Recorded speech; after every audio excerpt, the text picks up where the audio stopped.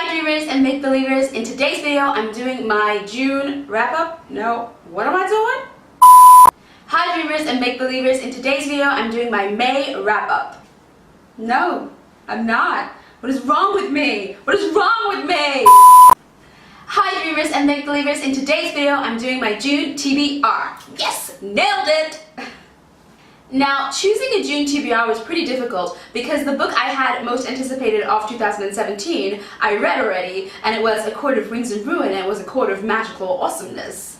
So when it came to choosing for June, I was kind of like, oh, I read everything already. But there was one book that I was also looking forward to reading this year that I hadn't read because I actually switched it to read A Court of Rings and Ruin, and that was King's Cage, the third in the Red Queen series. And I was like, oh yeah, I really wanted to read this one in my May TBR. It was in my May TBR. And then I got A Court of Rings and Ruin, and it was sitting there on my bookshelf, and I'm like, I can't do it, I can't wait. So I ended up reading A Court of Rings and Ruin, and so this got put into this month's TBR. So I was like, oh yeah, King's Cage. So I was really looking forward to getting into this bad boy.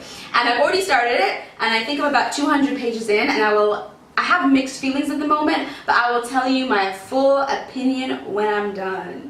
For my second book this month, I chose something new because I like to mix new with old. So like if it's a series and I'm into that series already, I'd like to start a new series in that same month because then I have the familiar and old and comfortable characters, and then I have something new and exciting to dive into. So I already did A Court of Rings and Ruin, which I know obviously from my family completely, and then I'm now doing King's Cage. So now I'm like, okay, well I know Red Queen and I know A Court of Thorns and Roses, so now it's time to try something new. So my something new for the month of June is And I Darken by Kirsten White. This has been on my shelf for at least a year, I'd say, at least. Maybe like a year and a half, but it's definitely been on my shelf for a while. And I actually opened it yesterday just to be like, yeah, like I'm gonna read this one. And when I opened it, like the first chapter's not long at all, like the first chapter's a page, but I ended up reading the first chapter and I ended up loving it, and I was like, yes, this is definitely going on my June TBR. So after I finish King's Cage, I'm gonna dive into this baby because it actually seems really cool. I mean, I really liked it in the first place, that's why I picked it up in the bookstore, and then I just kept getting more books and more books and more books, and there's still more books on here that I haven't read. So this is one that I'm now taking down off the shelf, and it will get read this month.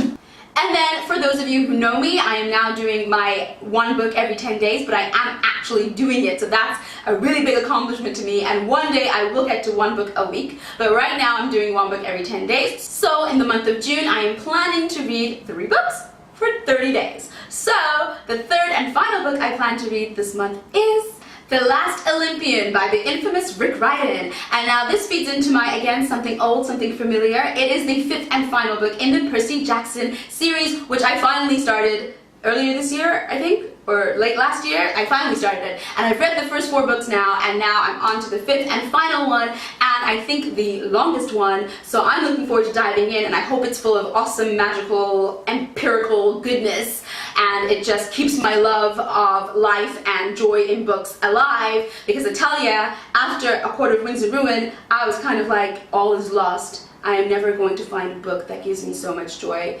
because that series just... So anyways, I'm hoping that Percy Jackson will become one of those series with this epic, awesome ending that it's going to give me. And I'm also, as I say, looking forward to diving into King's Cage. Well, I've already dove into it, but I'm hoping that it's going to blow my mind. And yeah, and that I'm not going to get into a book hangover, book slump, book withdrawal after the joy of A Court of Thorns and Roses series.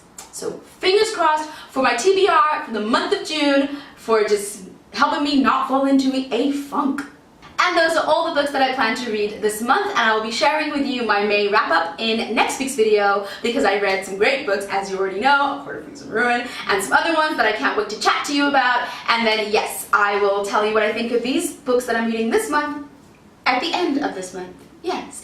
And for those of you who don't know, I am doing an Indiegogo campaign, which is like a Kickstarter campaign where you raise money for a creative project or some kind of entrepreneurial project. So I am doing it to help launch the Water Rushes series, my books, book 1, 2, and 3, which is coming out this summer, to launch them all fresh and new with a big bang and try and get them really out there into the world. So if you're interested in being a part of the publishing launch team of the Water Rushes series, I'll link where you can join the festivities of this Indiegogo campaign below, so check it out. And basically I'm running an event on Facebook where I will keep you up to date on what's going on in the whole process of getting the campaign launched, and then on July 1st it's going to launch, and that's when we're hoping to bring in the funds to make the launch epic. So yeah, so if you'd like to get involved in that, then please do. I would truly appreciate it, and please spread the word as well. Thank you very much, and until next time, I'll see you. Bye!